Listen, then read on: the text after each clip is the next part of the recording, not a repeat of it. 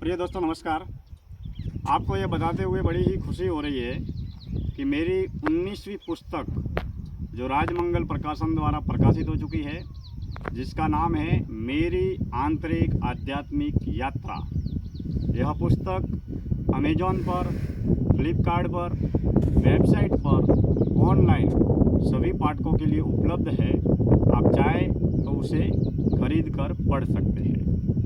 मित्रों, यह 19वीं पुस्तक है जिसके प्रकाशन के विषय में और पुस्तक के विषय में मैं आज के इस जीवन दर्शन यात्रा के संवाद में आपसे चर्चा करूंगा। जैसा कि पुस्तक के नाम से ही ये परिभाषित होता है कि मेरी आंतरिक आध्यात्मिक यात्रा।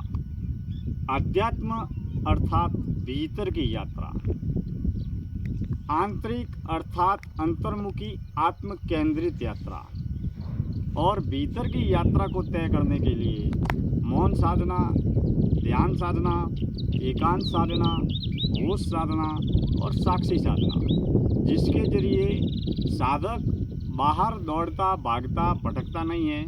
साधक अपनी ऊर्जा शक्ति को, अपनी जीवनी शक्ति को आंतरिक अंतर्मुखी मौन एकांत ध्यान में केंद्रित और समर्पित करता है।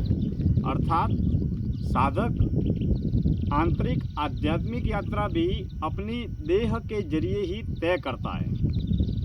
लेकिन मैंने मेरी आंतरिक आध्यात्मिक यात्रा में मैंने व्यक्तिगत स्तर पर अनुभव किए हुए मौन साधना, ध्यान साधना, होश और साक्षी साधना और सच्ची सेवा, कर्तव्य भाव और निष्काम कर्म के विविध प्रयोगों को माया नगरी मुंबई में रहते हुए, देश भर में भ्रमण करते हुए और गांव जन्मभूमि में रहते और जीते हुए मैंने सत्य, शून्य और जीवन की खोज में किए गए दैनिक व्यवहारिक सांसारिक ग्रस्त जीवन में रहते और जीते हुए सामान्य आम आदमी की तरह सर्वसाधारण सामान्य व्यक्तित्व के रूप में रहते और जीते हुए बिना किसी भी प्रकार का कोई संगठन खड़ा किए और बिना किसी भी प्रकार का कोई भी संगठन से जुड़े, मैंने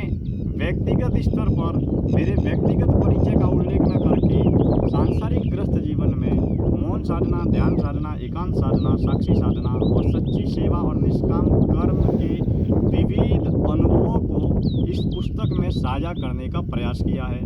इस पुस्तक को जब आप पढ़ेंगे तो दैनिक व्यवहारिक जीवन में किस तरीके से हम होश को साध सकते हैं और ध्यान से अपने जीवन में क्या रूपांतरण हो सकता है, क्योंकि हम बाहरी बहिर्मुखी दिशाओं में 365 दिन 24 घंटे सक्रिय रहते हैं। हमारी ऊर्जा शक्ति घर में, परिवार में, समाज में, संसार में, बाजार में दैनिक विविध तरह की क्रियाओं में सक्रिय होती है और ऊर्जा शक्ति उसी दिशा में बहती रहती है।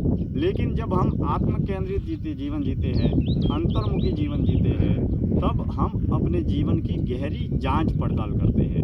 हम श्वास के जरिए साक्षी रहते हैं। हम देह और मन के विचारों विकारों को साक्षी भाव से देखते हैं।